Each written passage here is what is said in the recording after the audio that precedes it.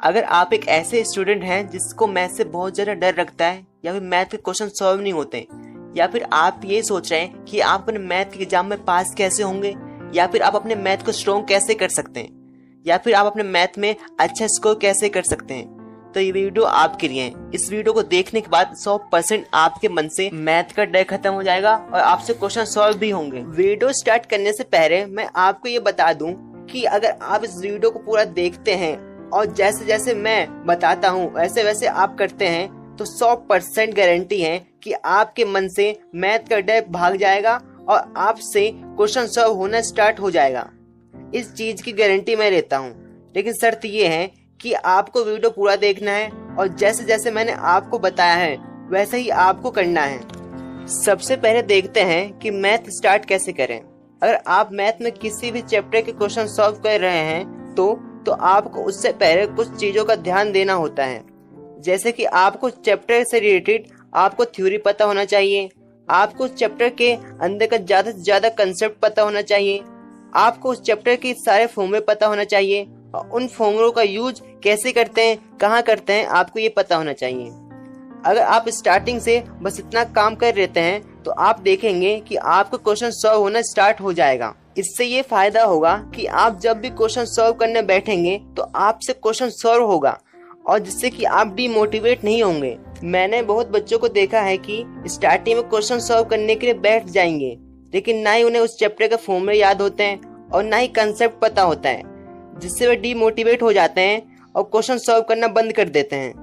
ऐसा एक दिन होता है, फिर दूसरे दिन होता है, तीसरे दिन होता है, चौथे दिन होता है, फिर लगातार ऐसे ही होने लगता है, जिसका नुकसान ये होता है कि वह मैथ से दूर भागने लगते हैं और उन्हें मैथ से बहुत ज्यादा डर लगने लगता है, जिससे कि वो मैथ के क्वेश्चन सॉल्व करना बंद कर देते हैं और मैथ की प्रैक्टिस भी नहीं करते हैं। जिससे क्या होता है ना उनके माइंड में ये कंसेप्ट जाता है कि आपको मैथ सॉल्व करना है, आपको प्रैक्टिस करना है। वो ये चाहते हैं कि एक दिन में मैथ सीख जाए, बट ऐसा नहीं है। अगर आपको मैथ सीखना है तो आपको मैथ को टाइम देना होता है। तो आपको किसी भी चैप्टर के क्वेश्चन सॉल्व करने से पहले आपको चैप्टर के सारे फॉर्मूले, कंसेप्ट और थ्योरी पता होना चाहिए, जिसका फायदा ये होता है कि अगर आपको फॉर्मूले पता है तो आप ये सोच सकते हैं कि कौन सा फॉर्मूला कहाँ यूज होगा। आपको थ्योरी पता है तो आप थ्योरी से अगर कोई प्रूफ वाला क्वेश्चन आता है आप उसको प्रूव कर सकते हैं। अगर आपको कंसेप्ट पता है तो कंसेप्ट से आप उस क्वेश्चन को शॉर्टकट में या फिर आप कम ही टाइम में कर सकते हैं। तो सबसे पहले आपको ये ध्यान देना है कि आप जब भी किसी भी चैप्टर के क्वेश्चन सॉल्व करें तो आपको फॉर्मूले, कंसेप्ट और थ्योरी, ये तीन चीज आपको पता ही होना चाहिए। ये तीन चीज अगर आपको पता है तो बहुत ज्यादा चांस बन जाता है कि आपसे उस चैप्टर के क्वेश्चन सॉल्व होंगे ही तो होंगे। मैथ में बच्चों को डीमोटिवेट होने की वजह क्या होती है? सबसे मेन रीजन यही होता है कि ना उन्हें फॉर्मूले पता होते हैं, ना ही कंसेप्ट पता होता है और ना ही थ्योरी पता होता है, और तब भी मैथ के क्वेश्चन सॉल्व करने बैठ जाते हैं और जब क्वेश्चन सॉल्व नहीं होते डीमोटिवेट हो जाते हैं और क्वेश्चन को सॉल्व करना बंद कर देते हैं। तो आपको फॉर्मूले, थ्योरी और कंसेप्ट ये आपको ये पता होना ही चाहिए। उसके बाद आपको आपके मैथ के बुक का एग्जाम्पल सॉल्व करना है। इससे ये फायदा होगा कि आप जब भी क्वेश्चन सॉल्व करेंगे और आपसे बाय चांस क्वेश्चन सॉल्व ना हो तो आप एग्जाम्पल का जो सॉल्यूशन आपको दिया हुआ है आप उसका सॉल्यूशन देख सकते हैं। आप ये फाइंड कर सकते हैं कि आपने मिस्टेक कहाँ किया है, आपने फॉर्मूला सही पुट किया है कि नहीं पुट किया है, या फिर आपने कैलकुलेशन में कौन सा मिस्टेक किया है। इससे ये फायदा होता है। अगर आप अपने बुक के या फिर एनसीईआरटी मैथ के एग्जाम्पल सॉल्व करते हैं तो उसका जो सॉल्यूशन होता है वो मेन होता है और आप काफी तक ये देखेंगे कि जो आपका एग्जाम में जो क्वेश्चन आते हैं एग्जाम्पल से भी आ जाते हैं। तो इससे ये फायदा होगा कि आप जब भी एग्जाम्पल सॉल्व करेंगे तो आपके क्वेश्चन की प्रैक्टिस तो होगी और साथ में ये भी चांस होता है कि सेम टू सेम एग्जाम्पल आपके पेपर में आए। और हाँ, आपको किसी भी क्वेश्चन के सॉल्यूशन को याद नहीं करना। मैंने बहुत बच्चों को देखा है जो सिर्फ क्वेश्चन के सॉल्यूशन को याद कर लेते हैं। आपको उस क्वेश्चन के सॉल्यूशन को देखकर समझना है और ये देखना है कि कैसे क्वेश्चन को सॉल्व किया है स्टेप टू स्टेप, कि सबसे पहले गिवन क्या है ये लिखा है, उसके बाद फॉर्मूला पुट किया है, उसके बाद फॉर्मूला वैल्यू पुट की है, उसके बाद क्वेश्चन को सॉल्व करना स्टार्ट किया है।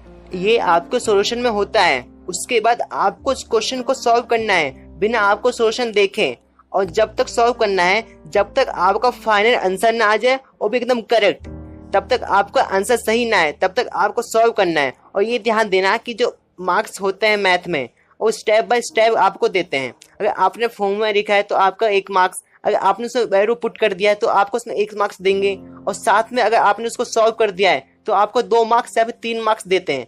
ऐसे आपका जो नंबर होता है मैथ में वो डिसाइड होता है। तो आपको इस बात का फोकस देना है कि आप जब भी क्वेश्चन सॉल्व करें तो स्टेप बाय स्टेप करें, जिससे कि आपका जो चांस होता है मैथ में नंबर कटने का वो बहुत ही ज्यादा कम होगा और आपके बहुत अच्छे इसको आने के चांस बने रहेंगे मैथ में। और हाँ, आप जब भी क्वेश्चन सॉल्व करें तो आपको जो क्वेश्चन में गिवन दिया है आपको सबसे पहले लिखना है, और तब आपको सोचना है कि कौन सा फॉर्मूला इसमें पुट होगा जिससे कि आप आंसर फाइंड कर सकते हैं। उसके बाद आपको प्रॉपर क्वेश्चन को सॉल्व करने स्टार्ट करना है स्टेप बाय स्टेप, तभी आपका क्या होगा, पूरे मार्क्स मिलते हैं एग्जाम में। और हो सके तो आपको एक फॉर्मूला शीट बनाना है जिसमें सारे चैप्टर के फॉर्मूले लिखे होंगे और आपको उसे याद करना है, और टाइम टू टाइम उस फॉर्मूले को आपको रिवीजन करना है और कॉपी में लिख के आपको उस फॉर्मूले की प्रैक्टिस करनी है।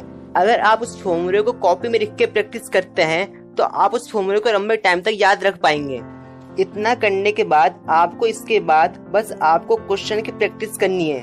जितना क्वेश्चन की आप प्रैक्टिस करेंगे आप मैथ में उतना ज़्यादा स्ट्रॉन्ग होते जाएंगे, क्योंकि अगर आप मैथ में क्वेश्चन की प्रैक्टिस नहीं करेंगे तो आपका मैथ उतना ही वीक होगा।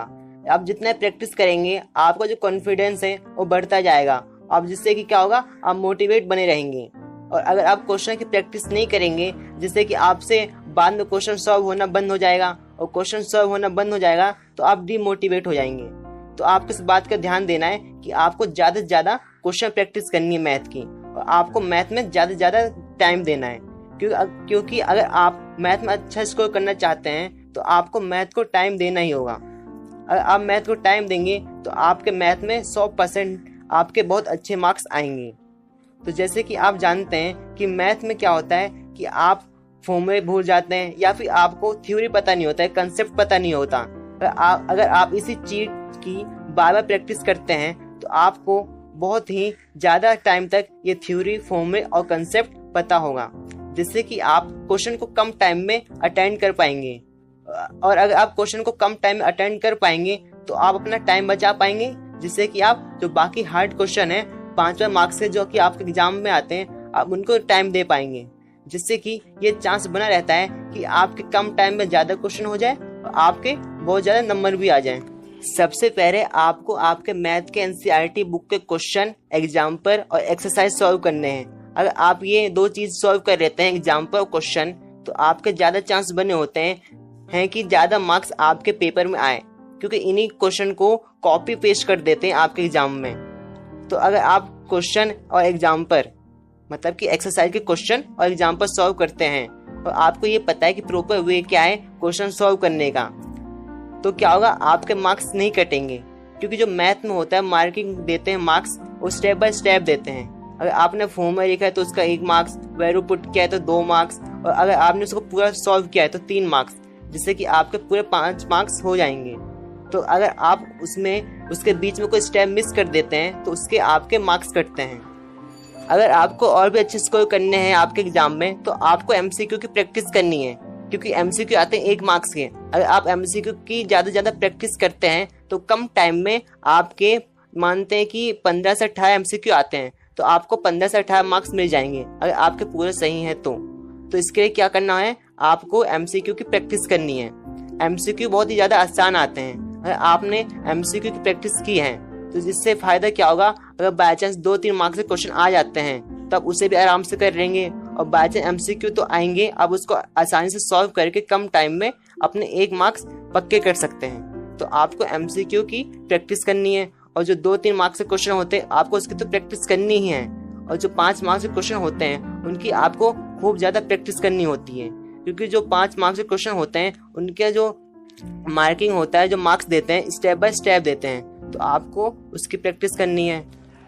अब केस स्टडी वाले क्वेश्चन भी आते हैं तो आपको उसकी भी प्रैक्टिस करनी है कि कैसे क्वेश्चन रीड करते हैं, कैसे समझना है कि आपको क्वेश्चन गिवन क्या क्या दिया हुआ है और आपसे पूछा क्या है।